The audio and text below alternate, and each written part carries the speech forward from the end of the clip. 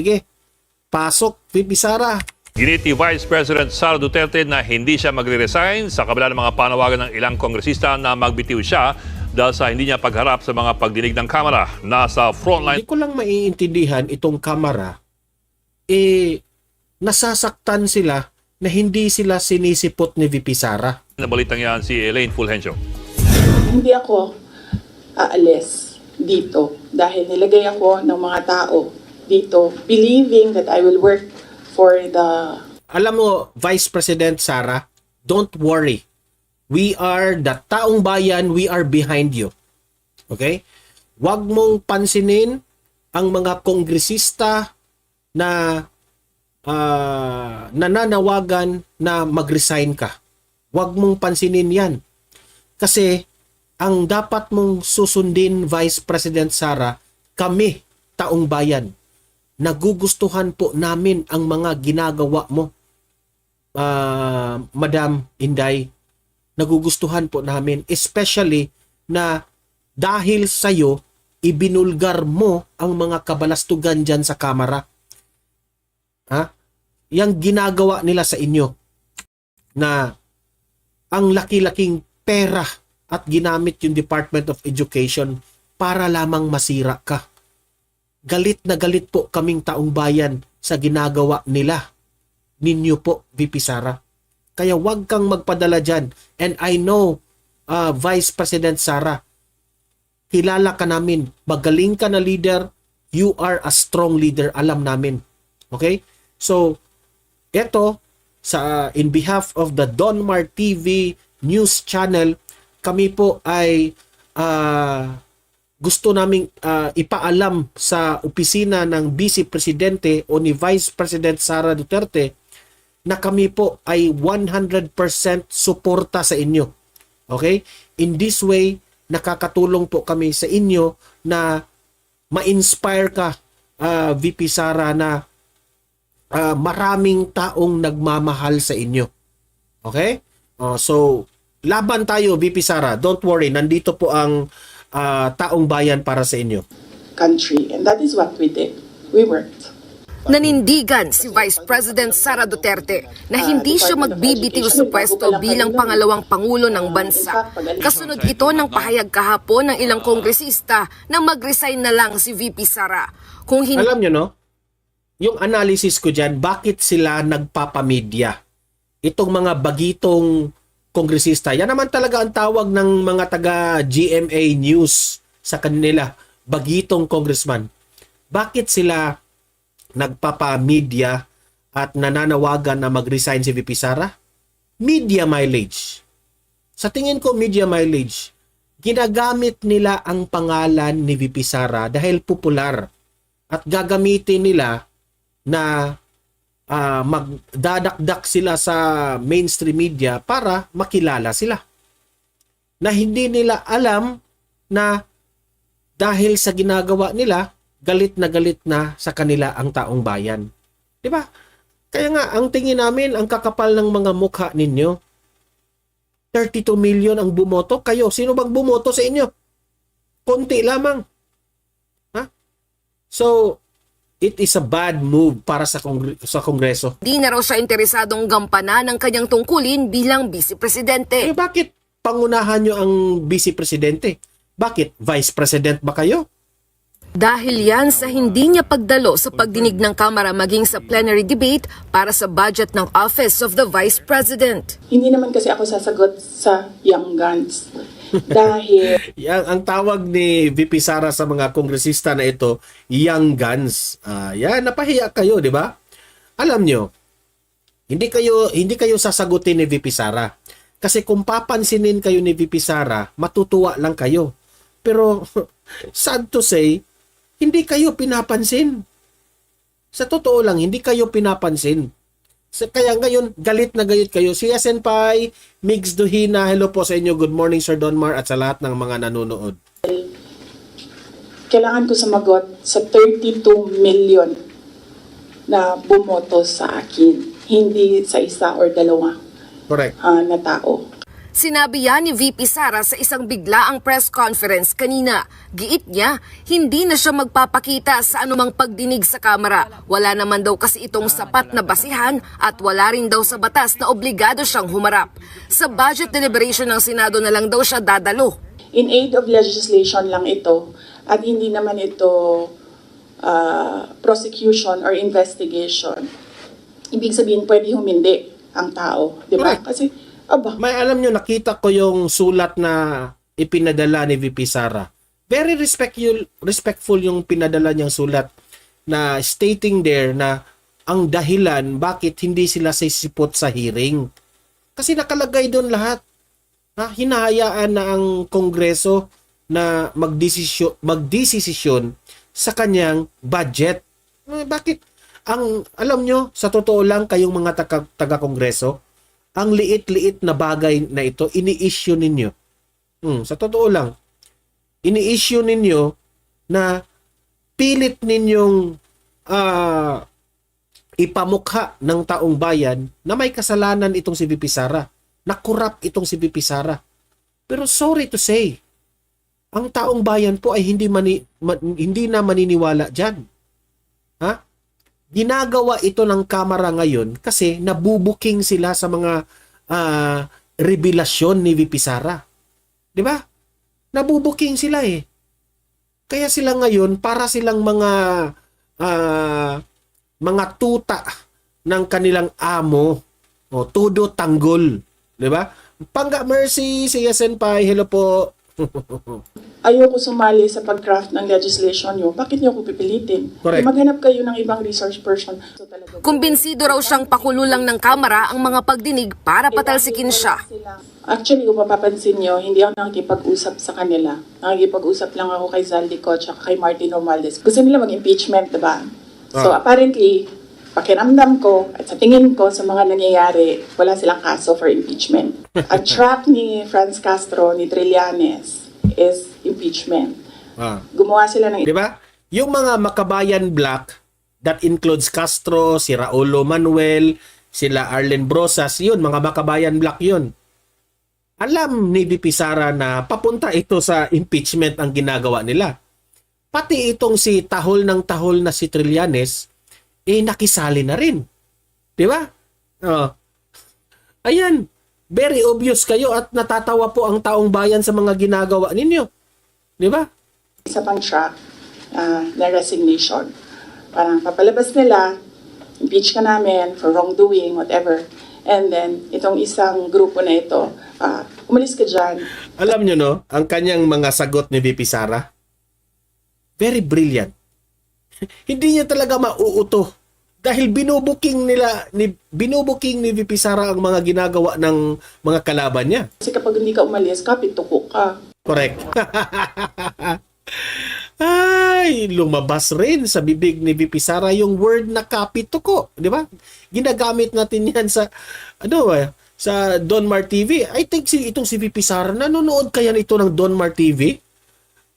Napapansin ko talaga na yung mga words na ginamit ni VP Sara parang galing dito sa Donmar TV kapituko. May napansin rin akong sometimes na mag-answer siya sa media. Na ito, umalis ka dyan. Kasi kapag hindi ka umalis, kapituko ka. Ayon naman kay House Speaker Martin Romualdez, Well, we'd like to very much see the Vice President, but she is elected to absent herself, and she has sent us letters explaining why. Alam mo yun, no? Itong si Martin Romualdez, ang kanyang pinoproject na personality sa taong bayan, bait-baitan. Nakita nyo naman na binabato na siya ng batikos ng kampo ni VP Sara. Binubuking ni VP Sara ang kanilang mga ginagawa. Diba? Binubuking. Pero kung i-interviewin itong si Martin Romualdez, pinoproject niya na hindi siya affected. Pinoproject niya na hindi siya galit. Which is, napaplastikan ang taong bayan sa mga ganyang ugali. Ang plastic eh. But of course, we would most appreciate her presence. I appreciate your presence. Bait-baitan eh.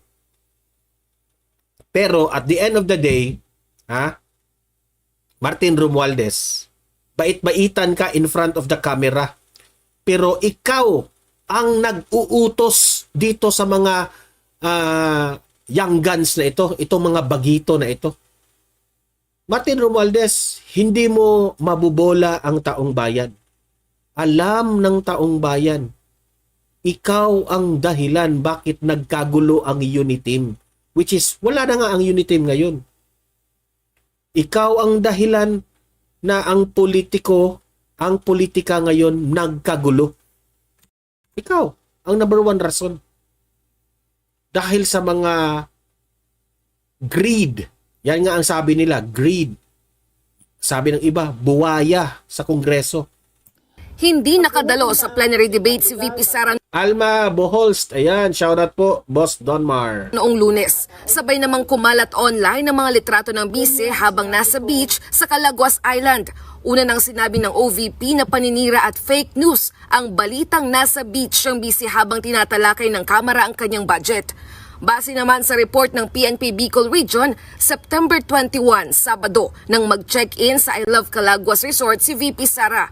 September 23, Lunes, araw kung kailan ginanap ang budget deliberation, 6:28 AM pa lang ay nag-check-out na sa resort ang bise. Ibig sabihin, totoong wala na siya sa beach ilang oras bago nagsimula ang budget deliberation, bandang alas 10 ng umaga. So, alam nyo, sa totoo lang let me educate the mga dilawan, mga loyalista, mga bangag vloggers, mga tamba vloggers, let me educate you. Ang ugali po ng mga Duterte, specifically itong si VP Sara, may delikadesa po itong mga taong to. Hindi ito kagaya ni Bongbong Marcos na merong mga dapat unahin na problema ng Pilipinas pero heto, nagparty-party doon. Remember, yung landslide, si VP Sara pa yung pumunta doon sa mga nabiktima ng landslide.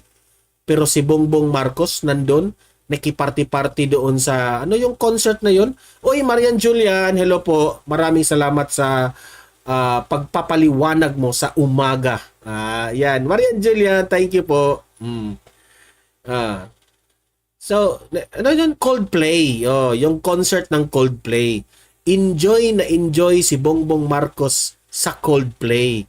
Sa traffic ng Coldplay, enjoy na enjoy sila doon sa concert. Pero, hindi man lang pumunta doon sa mga biktima ng landslide. Si VP Sara pa yung nandun, remember? Si VP Sara po, may delikadesa. Alam niyang may plenary doon sa kamera, hindi niya gagawin na magpupunta-punta dyan sa beach. Alam naman natin, it's weekend. Hindi naman siguro gagawin ni VP Sara na mag-enjoy-enjoy na panahon ng trabaho. Common sense na naman, Kongreso. Huwag na tayong magbulan. Enjoy na enjoy kayo kung hanap kayo ng butas. Kung makahanap kayo ng butas, todo kaagad ang inyong mga dakdak sa media. Ayan, natuklasan tuloy kayo na fake news yung mga ipinakalat ninyo. So, if mangyari yan, lagi kayong nagpi-fake news. Ibig sabihin, desperado na kayo. Desperado kayo na hungry for power. Alam nyo na itong babaeng ito, itong vice-presidente na ito yung babaeng magdidismantle sa inyong political career. Alam nyo yan. Akala nyo kasi very, very powerful kayo dyan sa kamera. Akala kasi ninyo na maraming humahanga sa inyo sa mga taong bayan. Pero hindi. Binuking kayo ni VP Sara. So tama din ako. Walang budget hearing na nangyayari at 6:32 AM. Walang congressman. Magigising 10 AM. Nandun na kami sa Vinson's poblasyon. Umiikot na kami doon. sa iba't iba nilang landmarks sa Vinsons. Nag-ikot daw ang bise sa mga historical landmark at cultural heritage ng Camarines Norte. Bumisita rin siya sa mga barangay para Kung tutuusin nga, buti nga si VP Sara nag-iikot sa bansang Pilipinas. Kung tutuusin si VP Sara, wala naman sanang trabaho ito, yung Vice Presidente. Ang trabaho talaga ng Vice Presidente ay mag-antay na masyutay ang Presidente.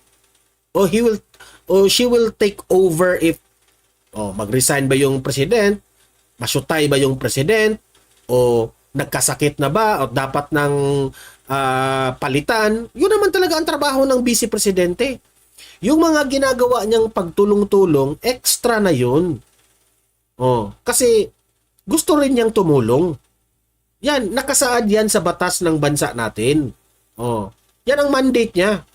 Naghihintay na merong mangyaring hindi naman tayo ayaw naman natin sigurong merong mangyaring masama sa ating presidente, no? Kahit ayaw natin, no? Wag tayong ganyan, no? Let's be educated enough, no? Pero ang totoong trabaho niya ay mag-antay talagang palitan kung merong mangyari. alamin ng problema sa access sa medical care at problema sa kuryente at tubig. Sa video namang nakuha ng News 5 sa talumpati ni VP Sara, lumalabas na alam niyang hinahanap siya sa kamera. Hinahanap nila ako doon ngayon sa House of Representatives kasi pinag-uusapan nila ang budget ng Office of the Vice President. So pakisabi na lang na dito ako sa inyo. Sabi ko sa kanila, binibigay ko na yan sa inyo kung anong gusto niyong gawin. Nagbabalik Very obvious. Lahat ng pamilya ni VP Sara, in-spread niya ang informasyon na I will let Congress decide. Very obvious na yan. Kaya nga, mahiya-hiya kayo taga-kongreso dyan. Alam ng taong bayan na kayo po ang ipinadecide ni VP Sara sa kanyang budget. Bakit kayo iyak ng iyak dyan? Move on, Congress! mula sa frontline, Elaine Fulgencio, News 5. Ayan. So, tingnan nyo. Napahiya na naman ang Kongreso. Heto. Ngayon, may inilabas silang bagong witness itong Kongreso. Sabi ko, grabe, ganyan na sila ganyan na talaga sila kadesperado. Naglabas sila ng bagong witness. Yun pala, natuklasan ang witness na may ginawang masama ayon kay VP Sara. May ginawang, I don't know if that can be called corruption sa ginawa nitong si Mercado. Di ko lang alam I'm not so sure about it. Pero ayon kay VP Sara, tinanggal itong babaeng ito. Okay? Tinanggal siya dahil may ginagawa siyang hindi tama at ito ay involved ng pera. Anong tawag mo dun? Ipapakita ko yung video na yan at ire-react natin, ha? Pero bago natin ire-react, guys, give me 1 minute. Okay? Give me 1 minute lang kasi turn on ko yung dryer namin. Okay? Babalik lang ako.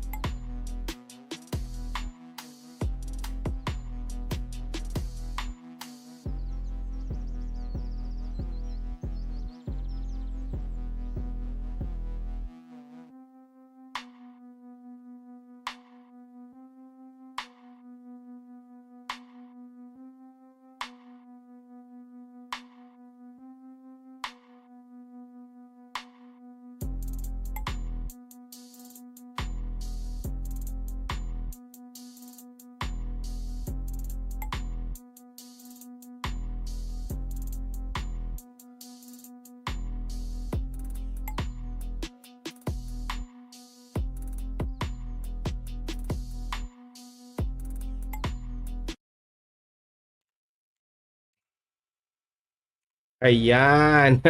Balik na tayo. Oy, Alma Balls, maraming salamat po sa pakulay.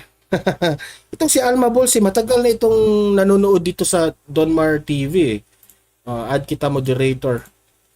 Alma Balls, thank you sa 10 Australian dollars. Maraming salamat.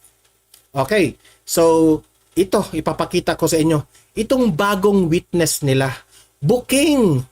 Very obvious na gumaganti. O eto, pasok. Siniwalat ng isang dating undersecretary ng Department of Education na nakatanggap siya ng siyam na sobrang naglalaman ng 50,000 pesos mula umano kay Vice President Sara Duterte.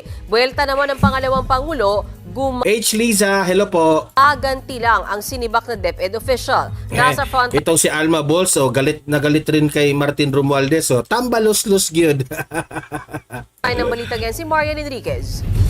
I do not know. Sa pagdinig kanina ng House Committee on Good Government and Public Accountability tungkol sa isyu ng paggamit ng pondo ng Office of the Vice President at Department of Education kabilang ang confidential funds, ipinakita mismo ni dating Education Undersecretary Gloria Mercado ang siyam na Yan. Yan ang witness nila ha, si Gloria Mercado. Yang hawak-hawak niya, yan raw yung tag 50,000. 9 envelopes, okay? 9 envelopes na may laman na tag 50,000 pesos. Sabi ko, ano ba? 9 envelopes na tag 50,000 pesos. Are you sure? Sige. Kayong mga taga-kongreso, kung talagang totoo itong ginagawa ito ni Pipi Sara, paimbestigahan nyo yan. Tingnan nyo yung mga serial number ng mga pera na yan kung saan galing. Pinaglagyan umano ng 50,000 pesos na cash bawat isa. Galing daw ang mga ito kay Vice President Sara Duterte noong kalihim Ako, I'm very confident ha na gawa-gawa lang yung ebidensya na yan. I'm very confident. Hindi talaga yan magagawa ni VP Sara. pa siya ng DepEd. Buwan-buwan daw natanggap ni Mercado at ng iba pang opisyal ng DepEd ang mga sobre mula February. Alamin natin ha. Alamin natin kung ano ang background nitong si Mercado. Alamin natin kasi bakit siya lumantad. Okay? Bakit siya lumantad? Bakit niya ipinakita itong mga pera na ito sa nakalagay sa envelope, ha? Atin itong i-analyze bakit nagkaganyan. Hanggang September 2023. The envelopes where the money was. Comsec, So Paki- it's 9 envelopes. kuha po yung envelope. So it says hope and the amount is there. Kasi ang sakit naman nun, ordinaryo lang akong trabahante tapos inano. Tingnan nyo ang kanyang mukha, ha? Hindi man lang, if you were to analyze her body language, hindi man lang siya nalungkot, hindi man lang siya kinabahan, hindi man lang siya worried sa nangyari. Di ba? So it's very obvious na yung envelope na yan o yung pera na yan na ipinakita nila na nakalagay doon, gawa-gawa. Tingnan nyo ang mukha. Tingnan nyo. Sabi niya, di ba? Kasi ikaw ba naman ha, kung i-analyze mo, meron kang gustong i-booking na anomalya. Ipresenta mo sa Kongreso. Ito yung pera na binibigay every month ni VP Sara. Hindi syempre ikaw worried ka, takot ka kasi meron kang ni-reveal. Ganyan sana yung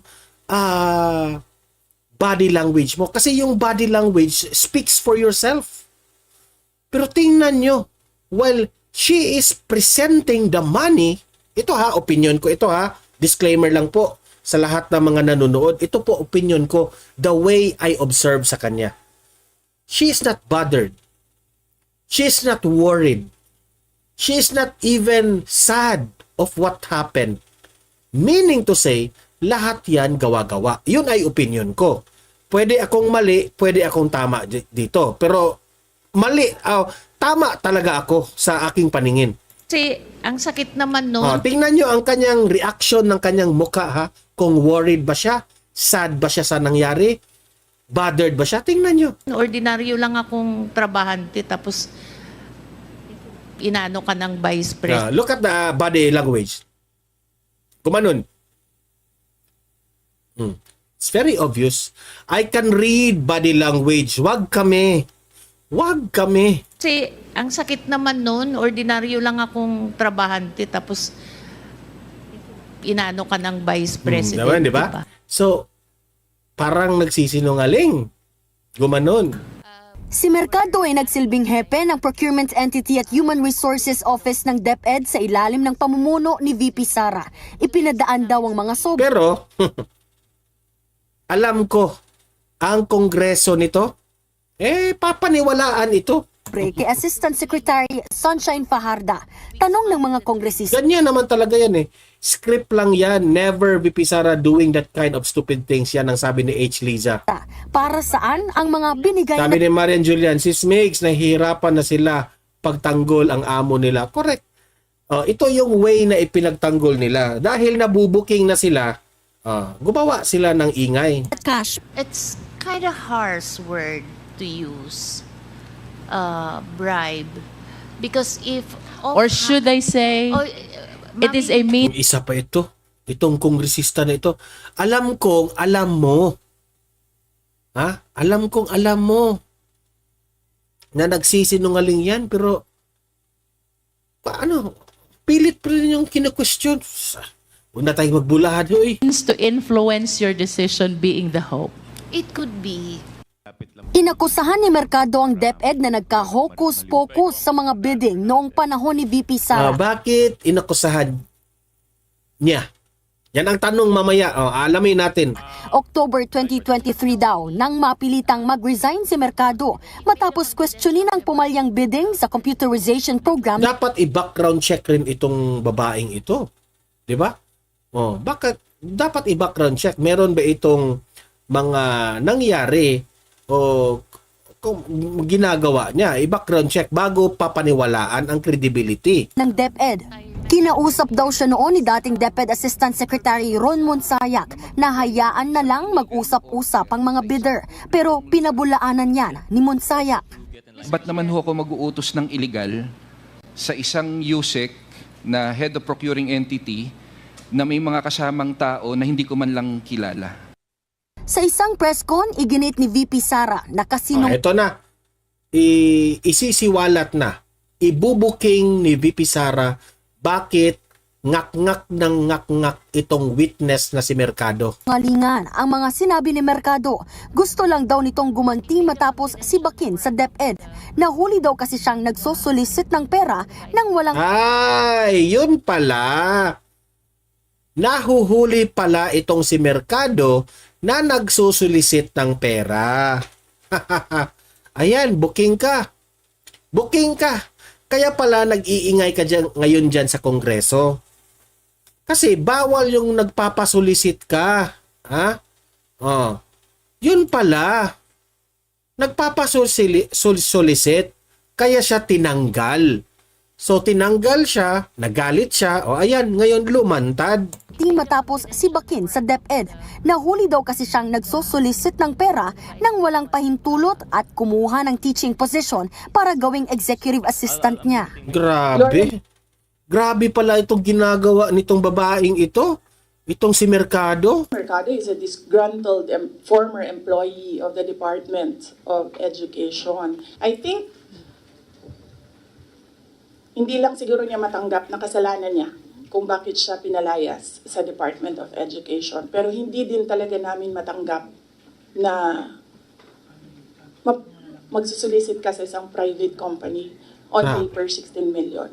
And then... Grabe. Yun pala. Ito raw si, ito raw si Mercado nasasaktan. Hindi niya matanggap na tinanggal siya bilang opisyal ng Department of Education. Buti nga, hindi ka ibinulgar ni VP Sara. Tapos, ang kampo naman ng taga-DepEd, sina VP Sara, hindi nila matanggap na merong ganyan sa kanilang mga officials kasi masisira sila. So dapat talaga nilang tanggalin. Nagpapasosilisit ka ng mga private private na grupo. Nagpapasolisit ka, bawal yan. Lawyer ito, alam ni VP Sara. Yun pala. 'Di ba? O sabi ni Alma Balls, sinungaling. Matanggap na magsusulisit ka sa isang private company on paper 16 million. Million ha? I've heard million. Private company on paper 16 million. On papers 16 million. So, I think ang opisina ng DepEd, meron silang ebidensya dito. Okay? So you try to, kayong mga taga-kamara, kung totoo kayong hindi bias, i-background check nyo itong si Mercado, itong witness na ito. Itong mga solicit na ito, dapat rin ninyong tingnan yung anggulo na yan. Huwag kayo puro papaniwala dahil binutasan si VP Sara o ayan, paniwala kayo ngayon kay Mercado. Ha? Tingnan nyo rin yung anggulo na nagpapasolisit siya na bawal yan. Nasisira ang Department of Education dahil sa kanya, hindi na kayo nahiya. Matanggap na magsusulisit ka sa isang private company on paper 16 million. And then, kukuha ka ng teacher item sa field. Ayan, yung ating secretary ng mga moderators natin na si Migs Duhina. 756, pa-help guys, pa-like. O sa mga nanonood na 756, i-like nyo na. I-share itong video na ito. Pa-like, share na guys. Gagawin mong EA sa central office. Hindi pwede yun. Itinanggi naman ni Grabe. Strong leader talaga si VP Sara. Hindi pwede yun. Diba? Ganyan ang leader. Yun. Gagawin mong EA sa central office. Hindi pwede yun. Itinanggi naman ni Mercado na nanguna siya sa pagsusulisit. Tanging equipment daw ang na-turn over sa DepEd at hindi cash. Ayon naman kay Committee Chairman Joel Chua, posibleng kasuhan ng plunder o pandarambong si VP Sara dahil sa kinukwestiyon Alma Balls, wag naman. Grabe ka naman, Alma Balls. na confidential funds ng OVP. These amounts easily surpass the threshold for the crime of plunder under our laws. Inaasahang magpapatuloy ang pagdinig ng komite sa mga susunod na linggo kahit nakabreak ang sesyon ng Kongreso. Nagbabalita mula sa... Yan na naman ang bagong witness na lumantad. Okay? At I hope na may panibago na namang ibubuking dito. Kasi hindi uubra yan ni VP Sara, itong mga ganito, mga bagong mga witness na lumantad. Hindi. Kung may ipapakita si VP Sara na ebidensya tungkol dyan sa solicit issue na yan, tapos ito, mapapahiya na naman ang Kongreso nito. Di ba? At dahil dyan, sinagot ni VP Sara yung patungkol ni Mercado. Ito, panoorin pa rin natin ito kasi version yun ng News 5. Ito talaga yung medyo kinuha rin ng highlight. Kinuha natin dito sa mga kaibigan natin sa Facebook. Okay, pasok. Dapat siguro kung mag-akusa siya ng ganyan, dapat may papel siya. Ito ang kanyang pinatutungkulan dito ay itong si Mercado, yung witness Ako, pag inaakusahan ako, pag sumasagot ako, binibigay ko yung papel. Gloria Mercado is a disgruntled former employee of the Department of Education. She was let go because of loss of trust and confidence. Tinanggal siya dahil hindi na siya, sa madaling salita, pinagkakatiwalaan. Okay? Ang trust at confidence ng Department of Education, wala. Sinira niya. Tapos nasasaktan ka. Ito lang yung masasabi ko sa iyo, Mercado. Ikaw yung gumawa ng kasalanan. Ngayon na tinanggal ka sa mga kasalanan mo, ikaw pa yung galit. Ikaw pa yung nag-iingay ngayon sa Kongreso. Tinitake advantage mo ang Kongreso . Di ba? Ikaw ang may kasalanan, sabi ni VP Sara. Kaya, ikaw, wag tularan itong mga taong ito. Siya pa yung may kasalanan, siya pa yung reason ng reason. Makikita naman sa mukha mo eh. Diba? Si VP Sara, I know, may ebidensyang ikapakita. Ikaw, yung mga,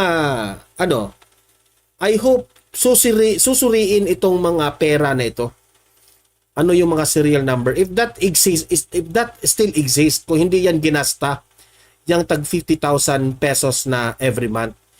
Di ko lang alam kung hindi ito totoo, itong pera na ito na tag 50,000, sino ang nag-provide ng mga pera dito kay Mercado? Ding ding ding. Yan ang tanong ng taong bayan. Sino kung hindi totoo, kung hindi totoo ito, kung ito ay gawa-gawa lamang, kung ito ay script nila na niluluto itong mga ebidensya na ito, dahil pera ito, sino ang nagpondo kay Mercado para ipresenta sa kamera ang mga ebidensyang pera? Ding ding ding. I-background check nyo yan para para fair kay Mercado, fair rin sa kay VP Sara, at fair rin sa mga taga-kongreso. I-background check na yan. Yan ang tunay na masasabi natin na gitna lang kayo. Kasi kung hindi nyo yun gagawin, ibig sabihin, niluluto nyo ang impeachment ni VP Sara. Huwag na tayong magbulahan dito. Of education. She was let go because of loss of trust and confidence sa Office of the Secretary. Una niyang ginawa, well, hindi ko alam kung anong nauna, pero naka-strike 2 siya sa akin. Ang Grabe, no? Ang explanation talaga ni VP Sara, coming from the heart. Coming from the heart. Talagang totoo ang nangyari. May record yan eh. May record yan na ginawa. Well, hindi ko alam kung Straight. Ito pa lang si Sa totoo lang, ito pa lang si Mercado, strike 2 na pala itong ni VP Sara. Kaya pala tinanggal ka na. anong nauna, pero naka-strike 2 siya sa akin. Ang una niyang ginawa, nag-solicit siya ng 16 million pesos. Grabe, Sa isang 16 million pesos ang sinusolicit mo. Kaya pala kakampihan ka ng mga taga-kongreso dyan. Kaya pala kakampihan ka kasi kinakampihan. Sabi nga nila, ang mayroon tayong kasabihan, same feathers, flocks together. Maniniwala ba kayo doon? Ito na, sinasabi ko lang yung Sinasabi ko lang yung kasabihan na yan. Maniniwala ba kayo dyan? Same feather, flocks together. Same feather, nagkakakampihan together. Pesos. Hindi ko lang alam saying lang yun. Sa isang kumpanya, on paper, using my name, without any authorization from the department. Tama lang na magagalit siya. Nagsusulisit pala itong si Mercado using the name of VP Sara. Nagsusulisit ka using the name of VP Sara. Tama ba ko sa pag-unawa ko sa sinabi ni VP Sara? So, syempre, magagalit si VP Sara. Kung tutusin nga, pwede kang kasuhan ni VP Sara kung totoo man. No? Let's rewind if yan ba ang pagkakaunawa ko. Pesos sa isang kumpanya, on paper, using my name. On paper on paper, meaning merong ebidensya. Using the name. Klaro yan. Without any authorization from the Department of Education. Bibigay ni JC sa inyo mamaya yung papel. Kalagay doon. Dapat siguro kung... Yun pala. Yun ang dahilan. So kayo, taong bayan, saan kayo maniniwala? Kay VP Sara? O dito kay Dito kay Mercado? Syempre VP Sara. Tingnan nyo ang mukha ni VP Sara at tingnan nyo yung mukha ni Mercado. I-compare nyo sino ang nagsisinungaling. at sino yung mga nagsasabi ng totoo. Merkado. Merkado. Sino ba ang director nito? Sino ang nag-utos sa inyo na papuntahin ka dyan sa kamera? Yan ang tanong. Nagtatanong ang taong bayan. Kasi, sinabi ni VP Sara, nagsusulisit ka ng worth 16 million sa isang private na grupo o kumpanya using the name of the Vice President without authorization. Meaning to say, binaypas mo. Mali yan. Pwede kang kasuhan dyan. So kayong mga taga-kongreso, huwag kayong one-sided. Gawa-gawa kayo ng kwento. At the end of the day, matutuklasan kayo. Kasi wala kayong ebidensyang ikapakita. Pero si VP Sara meron eh. Lagi na lang ba tayong ganyan?